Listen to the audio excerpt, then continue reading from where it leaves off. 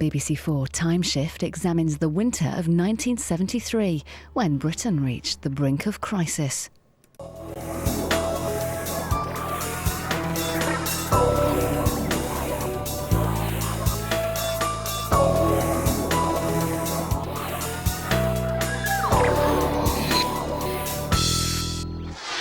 What do you want to do now, then, Guff? Pub. Pub. Pub. Pub. In 1973, Britain was right up the creek. No wonder we spent so much time drowning our sorrows. Confrontations between the unions, led by the miners, and the government have brought the country to its knees with a series of strikes. The government was forced to declare a state of emergency and a 3-day working week to maintain essential power supplies. It felt like Britain was entering the dark ages. But who was switching off the lights, and why? We sat by our desks with these hurricane lamps glowing in the dark as we wrote our stories. I was a young father then, and I can remember coming home and my wife would be cooking a meal on a Primus stove. We'd have a little lamp, we'd have candles. Looking back, you think, how on earth did we put up with all that? But it was just part of what we were always having to put up with. I will confess to you, however, that I did make good use of the blackouts. It was a very purple patch in my love life.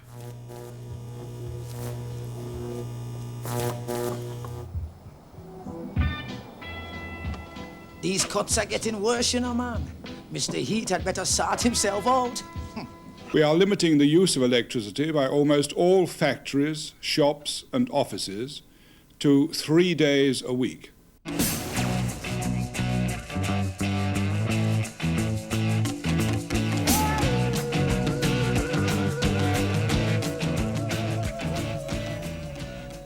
What does switching off something really mean? Well, take one storage radiator. If you can do without it, the electricity it uses in a week could make 300 glass bottles or light a hospital operating theatre for 24 hours. So you see, it really helps. SOS. Switch off something. Now.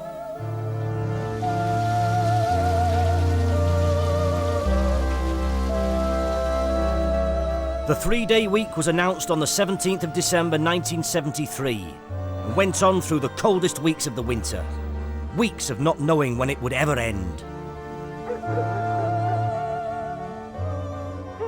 When the power cuts started, we all sort of stocked up with paraffin heaters and candles. In fact, the prevailing smell, I seem to remember in those days, was paraffin and candle grease. Well, I think it's evening time. You get a bit nervous, especially being that you're not very good health, you know, and it gets dark and that, and you look outside and it's pitch dark. You've got no telly or nothing like that on, you know, because all the lot goes off together, you see. Do you feel the cold? I do. I don't, but he do. It's his illness, you see, it makes him feel the cold. Well, if I'm been sitting in the chair and it goes off, I go to bed, don't I? To keep warm.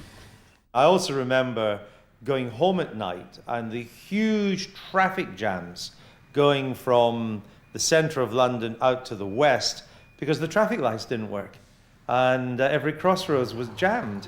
So you really felt that you were at the centre, as a journalist just down from university, at the centre of a major national crisis. Nearly every factory and power station in the country needs either coal or oil to keep its production going, so the effects could be very serious. Many firms will have to make less, and some workers could lose their jobs. Power stations are using up coal twice as fast as it's being delivered to them. I remember on one occasion I discovered that public meetings and pensioners' meetings were not exempt.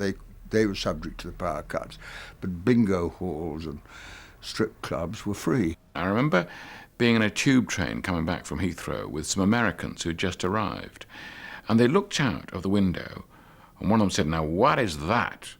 And the other one said, "Oh, that's subsistence farming." And they were looking at allotments on the side of the tube line. And I just thought, well, you must have a very bad PR problem across the world. Dear old English allotments. are being sort of looked at as if it's part of the third world. They have no... Even that head case, President Idi Amin of Uganda said he'd send us aid. Banana, we have so many tons of bananas we can give them. This is also economic aid, so we can help them in terms of food, because British now is in chaos completely. I think you come from there, you know this is the truth.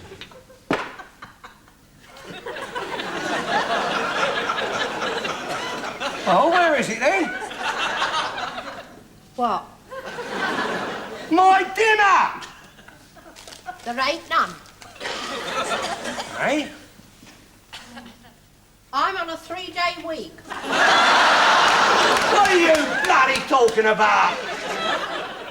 Mr. Heath said he wanted us to go on a 3-day week. So I started mine this morning. We were on the ropes, but no one knew who'd deal the knockout punch, the government or the unions. At the final count, only one would be left standing. But how did we get into this mess in the first place?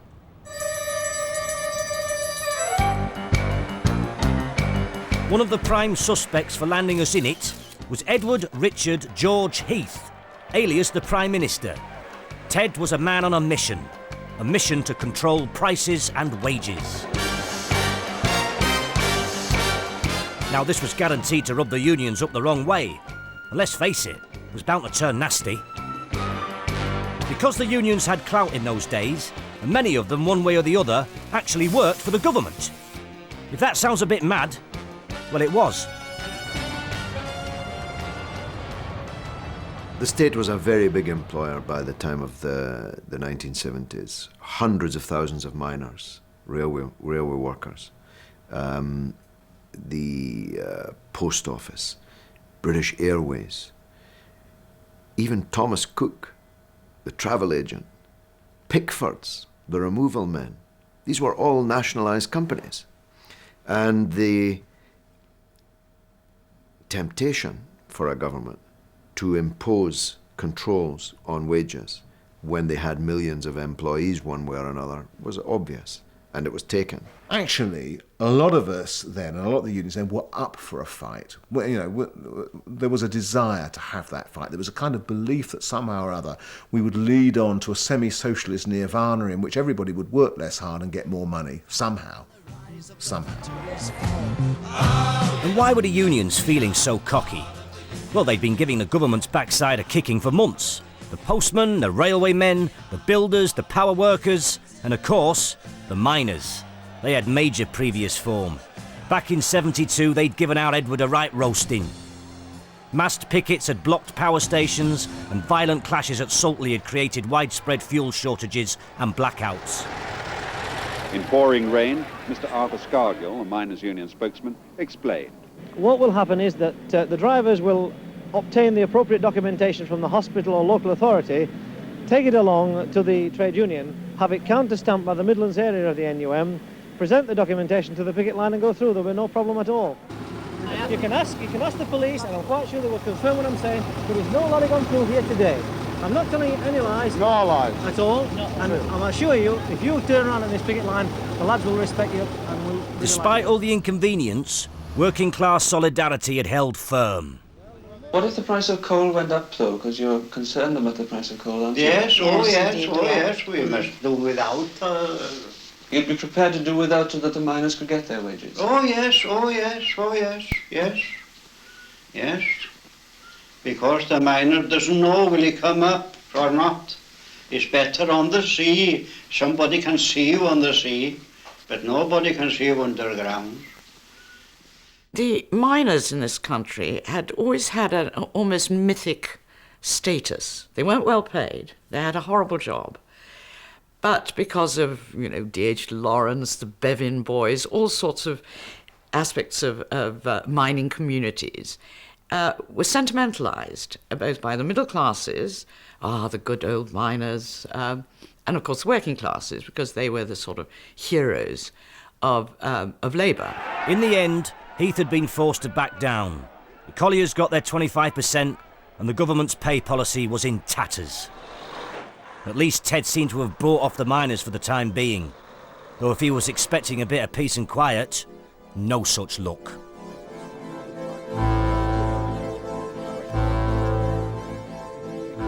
But the straw that broke the camel's back in October 73 wasn't the miners. It was a bunch of oil-rich Arabs in the Middle East. Israel's neighbouring states had launched a powerful surprise attack in the Yom Kippur War, but in just 3 weeks were forced to settle for yet another unsatisfactory peace. The Arab states then decided to make the West pay for backing Israel.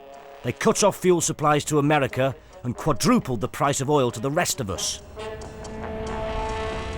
For several years, not less than 3 decades, taking an output for a very nominal price. What we have sought until now is not yet even the right price for our product.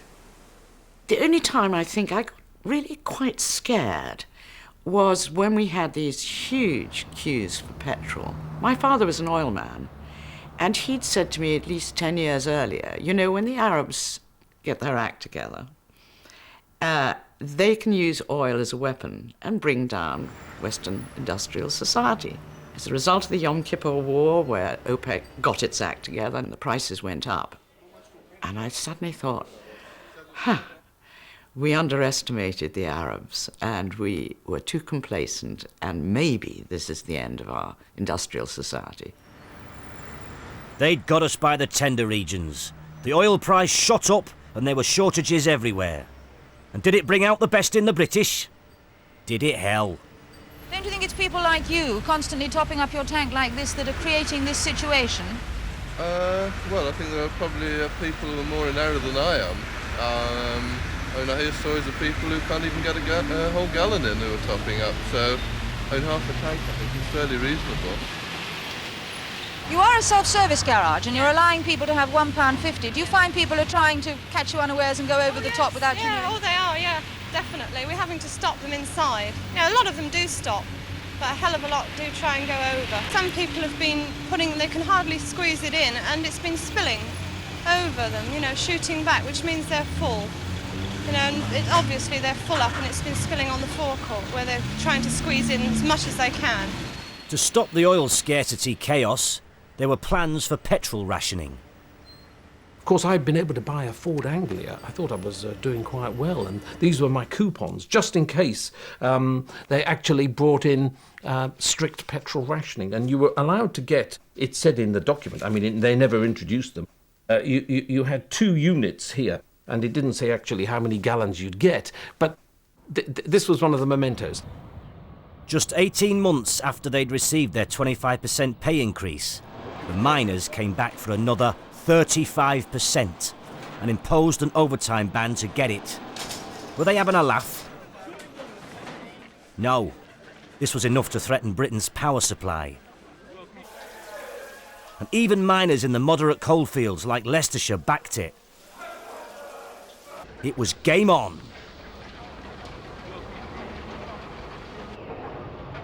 One couldn't call me a militant in one's wildest imaginations. I'm not a militant. I've never voted for strike action. I'm not a communist or anything like that. I'm a South Leicestershire coal miner, and I believe that we're making a valid point, and I feel very strongly on it. 10 years of overtime underground in order to start to get a home together. I got around a little bit and saw how they worked in the offices and in the factories, in the garages. And I realised that I was working underground in appalling conditions for 60 hours, and I was no better off than those people. Now, the miners in the coal industry had a very strong case. I mean, not only is their work dangerous and difficult, but also if oil prices were rising, coal prices would rise, so you'd expect that they would benefit from it. The godfather of the miners was their communist vice president, Mick McGahey. They can spend more in one night out in London than a working miner takes home to keep a family. That's why this struggle is necessary. That's why we must have a massive vote for strike action.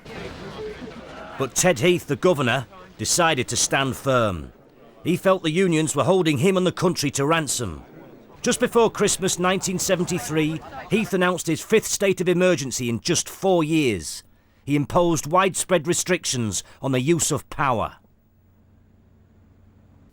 As Prime Minister, I want to speak to you simply and plainly about the grave emergency now facing our country. In the House of Commons this afternoon, I announced more severe restrictions on the use of electricity. You may already have heard the details of these.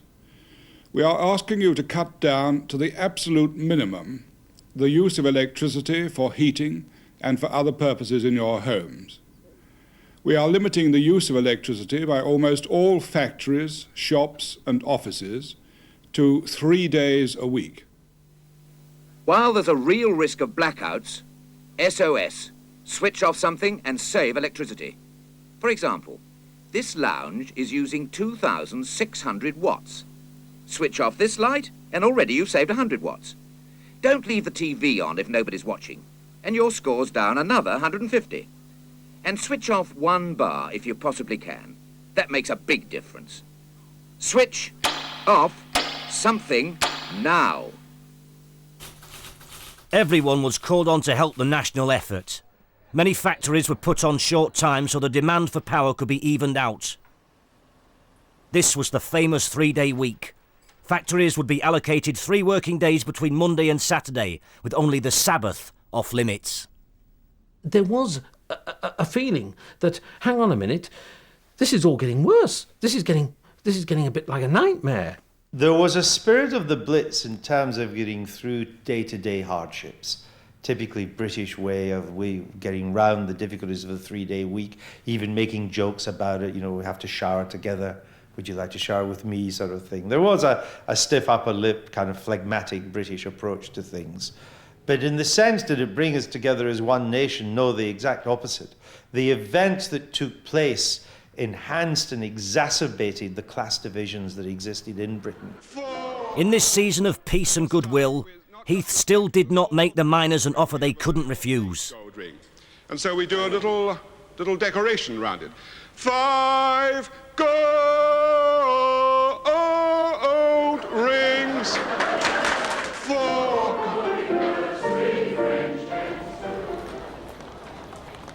Even in a posh store like Gamage's in Oxford Street, it was last-minute shopping by lamplight. We were all dreaming of a black Christmas and a bleak New Year. There is no petrol, no electricity, no gas and no coal. The factory where Arnold works has closed down, and his children are at home because their school is too cold. Mrs. Bolting now boils her weekly wash over a cauldron heated by a wood fire. As she stirs it, she moans about the appallingly high cost of food. The Bolting family are sunk in gloom.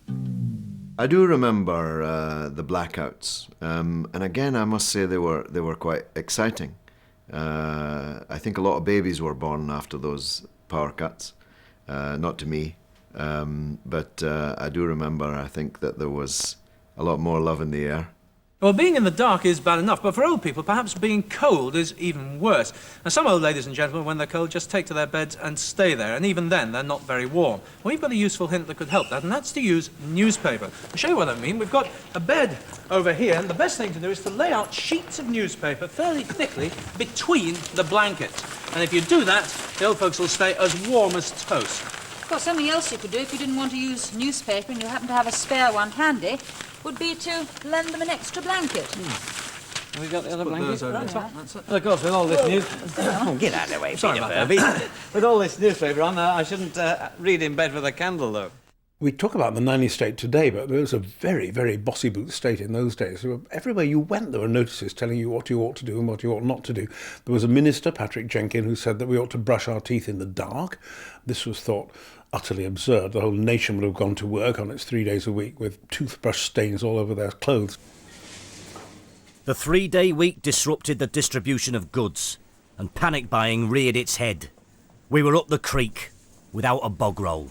Well, generally, all major brand areas are short.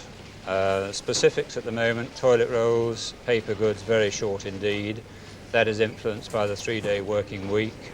We are on allocation from all major toilet roll manufacturers. There would be news perhaps that there was going to be a shortage of sugar or salt or bread or whatever it was because there was going to be another strike in the industry, and there would be panic buying. With these pictures beamed around the world, no wonder other nations started sending food parcels. They didn't. Did they? At the time of the 3-day week, I was working as the European photo correspondent for Playboy, and I used to get these very pompous telegrams entitled "From the Desk of Hugh Hefner." And because they were hearing the news about how miserable we all were, we were lighting our homes with candles, we were practically going through rubbish bins trying to find food and this sort of thing, they sent from the desk of Hugh Hefner 2 food parcels full of chocolate chip cookies and Boston hams, and of course it was very sweet of them. But in fact, we weren't short of food.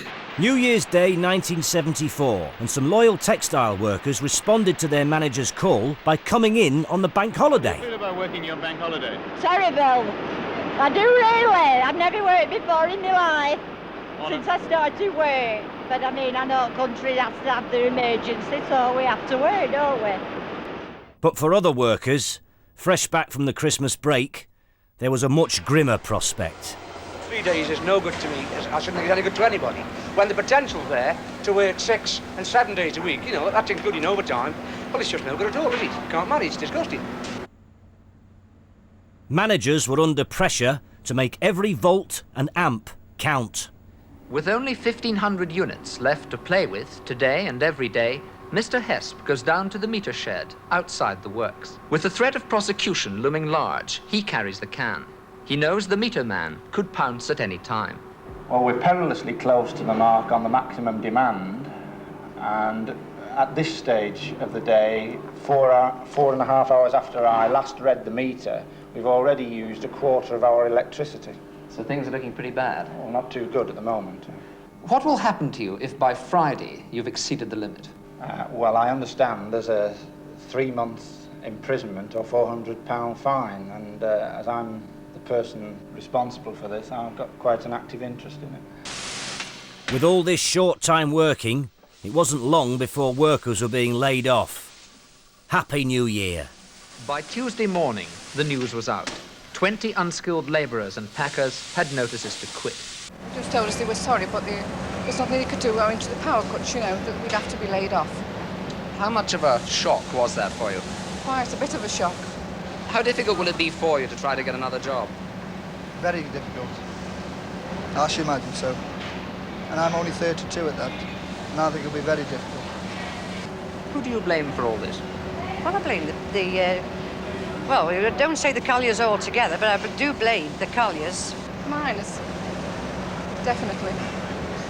I mean, chance what the miners get lately, they're never satisfied, are they? They always want more, and I think that's what'll happen. If they give it to them now, they will still want more in a few months, and it should be stopped, I think. And what made it all much worse was that prices just went up and up and up. We were hung up on inflation because it made a difference. I mean, there was always a lag between what you were earning and what things were costing. And when inflation got up to 20-odd%, it was pretty scary. You'd suddenly go in there and find that your weekly shop, instead of costing you £15, a lot of money in those days, had suddenly costing you £20. That was pretty scary for a lot of people. For families across Britain, the experience of the weekly shop was a constant battle to make ends meet. So that's what? That's about £3 more than this time last year, isn't it? Yes, it's more or less the same shopping we got last year. It's gone up £3, yeah. How do you feel about that? Well, we're not happy, but it's a thing that we have to accept, you know. We have to get cheaper brands as food as well, you know. Union official George Kirby works in a food factory. His take-home pay is £39. He has 4 children, no car, and the weekly rent for his council house in Bletchley is £6.50. In the last 2 to 3 years, it's hit us very, very hard. In the food prices, certainly food prices, clothing, particularly children's school clothing, tremendously. The prices are really fantastic, you know. Holidays, first time in 10 years, never had a holiday this year. With the 3-day week for many factories meaning Saturday working, Sunday was the only day all workers would have off. So for the first time in Britain, professional football matches began to be played on the Lord's Day of Rest. The game produced Cambridge's biggest crowd of the season. Promptly at 11:30, Cambridge kicked off. At one stage they were 2 goals down, but equalised with just minutes to go.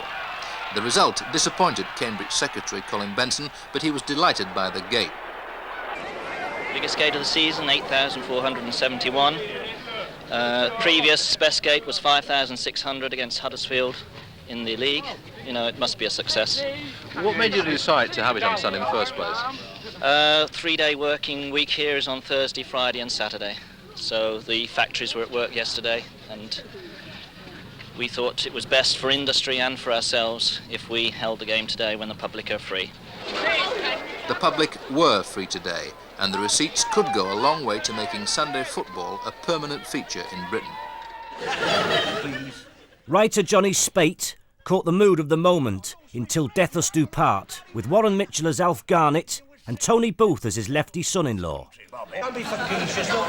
Mr. Eames, what he's doing, see, for the first time, he's going to put the economy of the country right. That's what he's doing. Put it right? Yes, mate. Put it right? He's brought it to a standstill. Not That's a what he's done. standstill, a marking time, a marching on the spot in order that he can create some unemployment, that's all. Yeah, well, he's doing that all right, isn't he? I thought Till Death Us Do Part was a masterpiece, and I had very strong feelings about it. I liked Tony Booth, the Scouse Git, but I knew people like Alf Garnett. I knew that there were people in the working class like that. Alf Garnett was a Thatcherite before his time. He wasn't just a working class Tory.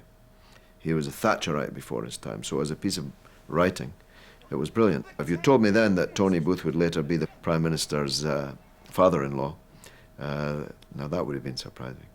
Things was just as bad then as they are now. Only there was one big difference, son. It wasn't Mr. Eve who was in power. Huh? No, it was Darling Harold, wasn't it? Oh, Darling bloody Harold, the workers' friend, yeah. And there were still power cuts and still trouble with the coal miners and your train drivers. Yeah, get off. Not as bad as now, mate. I've been asked this question many times before, but, you know, was there a similarity between myself and the character I played in Till Death Us Do Part? And the answer is no, there wasn't any. He was far too right-wing for me. And far too mild. What are you bloody doing? I'm clearing the board, Miss Finney. Oh, that's it, isn't it? That's marvellous. It's a power cut. Eh? Where's the candles? Oh, I don't know. Look, you bought candles, didn't you? You bought candles for the power cut. I know. Well, I said put them somewhere safe. Put them somewhere we can find them. Put them somewhere you can go straight to them. I did. Well, where are they then? I'm trying to think. One of the things that happened was you could see the stars again, which was a rare experience in London. But to see a city blacked out is a really rare experience. My husband and I had a small house which was very close to a teaching hospital. We kept waiting for the power cut, and we didn't get any. And that was because the hospital that area was kept going, and so we had the sort of benefit of it. But of course I used to feel rather ashamed and embarrassed because I'd hear from my colleagues and friends, oh, wasn't it terrible, last night was so cold and, you know, in the dark for ages. And, you know, have you tried heating baked beans on a paraffin stove and that sort of thing? And we actually got away with it. I never confessed, though. In the 3-day week, the thing I remember most, this was probably a criminal offence, so I'm confessing to it now. One of the things that the government had asked all public buildings to do was to switch off unnecessary lights and heating and so on. And I would go around in buildings connected to the town council at that time, where I used to come and go, a college that I used to do night classes in. I went around switching on the power, determined to assist the miners and the power workers as much as I could. The big TV hit that winter was Colditz, where plucky Brits were imprisoned in a cold, dark place with no outside entertainment, trapped, exhausted, demoralised. Werden Sie sicher auch mit dem Gedanken an Flucht spielen? Now that, some of you would think of escape. Yes. Think what you will, but try nothing. An odd sort of escapism when you think of it.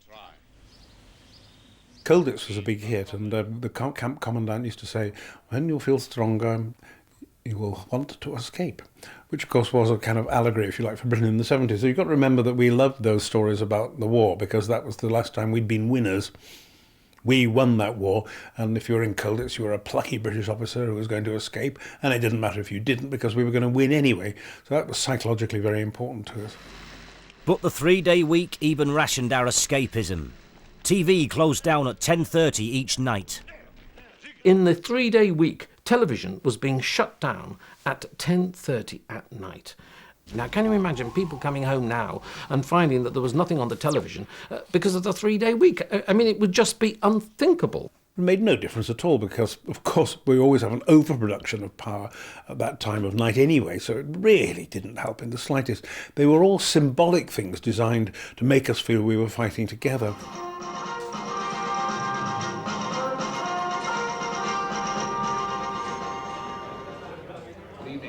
Total deadlock on the miners' overtime ban after a meeting between Mr. Whitelaw and the miners' executive. At the time, NUM Vice President Mick McGahey was cast as the arch-villain of the piece, the man who, in the name of the class struggle, had challenged a democratically elected government. As well as the massive wage hike, he wanted Heath to renegotiate on Europe, help pensioners, and ramp up taxes on the rich. McGahey's political views may have been extreme, but on this occasion, he had the ability to take the miners with him in his call for full-on industrial action. And I want you to vote with your voice. And all those who agree with it say yes, and let Ted Heath hear you in Blackpool. All in favour say yes. Is there any against? Carried unanimously. Thank you for your attendance into battle, and a safe journey home for everyone. Thank you. I've seen him do it. It wasn't just that. He would go in this guttural Glaswegian accent, he would go, all those in favour, and then he would look around after that and he would go, anyone against? Not all those against, anyone against. Would anyone dare be against? I think people forget the extent to which people on the left, in terms of organised labour, did feel the future was on their side, and that they were within the grain of history. And they looked, of course, to Russia, they looked to other parts of the world, and they saw a conflict going on which they thought they might win. Now that's quite different from now. The feeling the left might win, that there could be, if not a revolution in this country, there could be a time when the workers, in some senses, took control. When the result of the miners' ballot finally came, it was official. This was going to be a fight to the death. This total is divided. Voting yes, 188,393. Voting no, 44,222. The yes figure is, within 100th, 81% of the total. There's some gone in and we're asking you to turn back, Bob. If you go in, you're scabbing on us, right? And a scab's a scab, as far as we're concerned. And when you go back, Bob, when we get back You have your there, opinion, and I've got my opinion. You've got your opinion. Same as the rest. We're official picket liners, you know. You're members of the TUC, Bob, and the TUC said that you will not pass picket lines. The Times had an article supporting the miners, and the editor removed it from the next edition because he didn't want people to know how strong the miners' case was. And the 3-day week was totally unnecessary. There was plenty of oil, plenty of coal. It was trying to punish the public and get the public to blame the miners. On February 7th, just 3 days after the miners went on all-out strike, Heath called a surprise election. He asked the voters, who governs Britain? With an election only 3 weeks away, he wouldn't have to wait long to hear the answer. Now, I know a lot of people have been asking, what will an election prove? The answer is this. An election gives you, the people, the chance to say to the miners and to everyone else who wields similar power in Britain, times are hard. We are all in the same boat, and if you sink us now, we will all drown. But who was the guilty party? Who created the crisis? Was it the Marxist McGahey or the moderate Mr. Heath? Was the murder weapon industrial muscle or blind stubbornness? 5 hours after he called the election, Heath seemed to go into reverse gear. He conceded that the miners were a special case and hinted that he was prepared to settle. This bizarre twist led Liberal leader Jeremy Thorpe to ask the key question: who was really to blame for the crisis? At 8 o'clock tonight on the hustings, you called Mr. Heath a right-wing fanatic. I happen to believe that this is true. A right-wing fanatic? Well, I think that to choose, first of all, to announce the date of an election first, and then 5 hours later accept the Relativities Board report by setting it up, referring to the miners as a special case, agreeing that they should be backdated to March the 1st, saying that they must be urgently considered. Those were the act of a man who was acting in a perfectly proper conciliatory way. But it was 5 hours after he'd announced the date of an election. By now, we were being asked to vote on who governs Britain, but were increasingly clueless as to whether it was the Prime Minister or the unions who were picking a fight. The great point about the 1974 February election was that Ted Heath asked the electorate in brave terms, who runs the country then? And that was meant to be a rhetorical point, because we were all meant to say, oh, well, if it comes to that question, then obviously it's the government, isn't it? But the joy of the election, I do remember thinking how wonderful that was the electorate returned a completely different answer. Well, it's not you, matey. If you cut and run every time something goes badly wrong, whether it's a terrorist attack or quintupling of oil prices or a damaging strike, then frankly, what's the point of having you there in the first place? I think that must have been, to some extent, in the electorate's minds. I thought, OK, well, if you can't handle it, then we'll choose someone who can. On March 1st, the results showed no party had overall power, but Labour had 4 more seats than the Tories. Heath and his piano left number 10 for good. So 30 years after the 3-day week and the blackest period of our recent history, it still is an open question as to whether Britain really had to switch off something, or whether it was a political manoeuvre, a desperate gamble to win an election, a gamble that failed. Heath was trying to use the unions to get another term of office. If he'd settled with the miners, who had an overwhelmingly strong case, and then said to people, now we've got to tackle inflation, people have understood it completely. He cut his own throat. There was no question that for a time we thought this country could be on the brink of a very serious problems and wondered whether the democratic process was up to it. Now, I'm not saying that was there for a long while. It crossed our minds. Most of us thought, no, this country's not going to let that happen. But would you have ruled it out entirely? No. It was a dangerous, dangerous time for Britain. During the crisis of the 3-day week, we were plagued with strikes, blackouts and union militancy. By the end of the decade, moves were afoot to purge Britain of this slow, wasting disease. And the person who would take on the job was Margaret Thatcher. Public enema number 1. But that's another story.